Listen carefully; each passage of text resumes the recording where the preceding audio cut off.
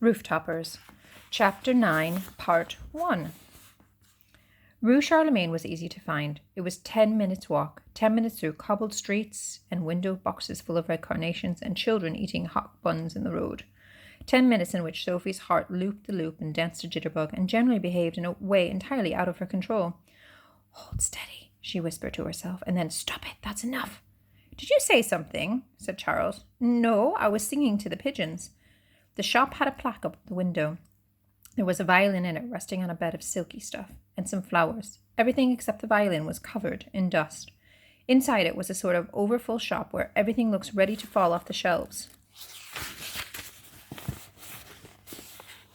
Sophie pulled in her stomach as they went in, and glanced nervously at Charles. He was so long he did not always take care where he was putting his legs.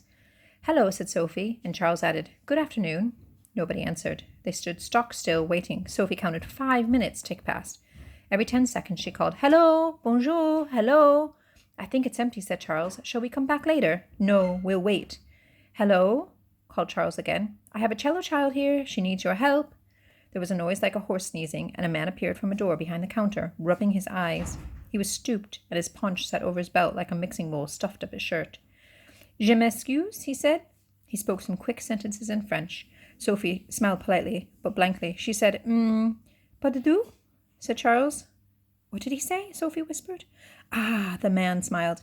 "I said I was having my nap. You are English?" His accent was thickly French, but he spoke easily. "Can I aid you?" "Yes, please. At least I hope so." Sophie laid the plaque on the desk. She crossed all 8 of her fingers. "It's this." "It was screwed up to the lid of a cello case," said Charles. "Can you tell us anything about it?" The man did not seem at all surprised. "Bien sûr. Of course." He fingered the plaque. "This is mine. I engraved it myself. These are tacked to the inside of the cases under the green baize." "Yes," Sophie uncrossed her fingers, recrossed them. "That's where it was." "It must be old then," said the man, "because we stopped using brass 10 years ago. We found it was rusting under the baize." "Why are they under the baize?" said Charles. "Surely that rather defeats the point." "But of course, so they don't scratch the cello, but the address is there, if it's needed." "And," Sophie held her breath, and then she had to let it out so she could speak. "Do you remember which cello it went with? Do you remember who bought it?" "Of course, cellos are expensive, my child. A man will only make 20 in his whole life, perhaps." "You see, the serial number, 291054, that means it was a 29-inch. I've made only 3 such cellos in the last 30 years. The norm, as I am sure you know, is the 32-inch. Who bought this one, though?" Sophie inched the plaque closer to him on the desk. "This is the only one I care about. That particular cello, I think, was bought by a woman." "A woman?" Sophie's insides span about, but she held steady. "What kind of woman?" "A handsome kind of woman, I think."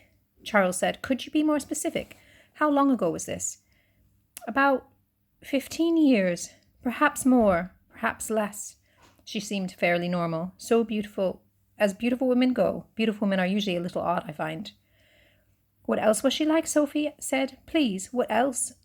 "She was tall, I think." "And what else? What else?" said Sophie. She pulled the neck of her jersey up to her mouth and bit down on it. "What else?" "I'm afraid nothing very much." "Please." There was a roaring in Sophie's ears. "It's important. It's so important. Now, we need to remember why this is so important to Sophie. It's so important to Sophie because this could be her mother, which she's waited her whole life to find out about."